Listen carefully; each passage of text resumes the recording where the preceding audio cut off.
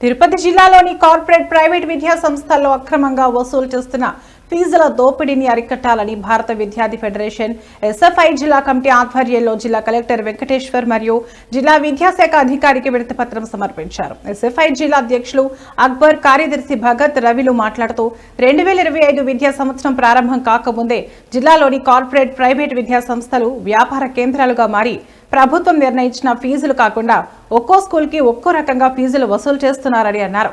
విద్యా కేంద్రంలో వ్యాపార కేంద్రంగా మార్చి బుక్స్ నుంచి అన్ని స్టేషనరీలు బయట ధర కంటే 2 ఇంతలు ధరలతో ప్రత్యేకంగా ఆ స్టేషనరీలకు పాఠశాలలోని క్లాస్ రూమ్ లో కేటాయించి తల్లిదండ్రులను నిలువున మోసం చేస్తూ ఫీజుల దోపిడీ చేస్తున్నారని వారు అన్నారు.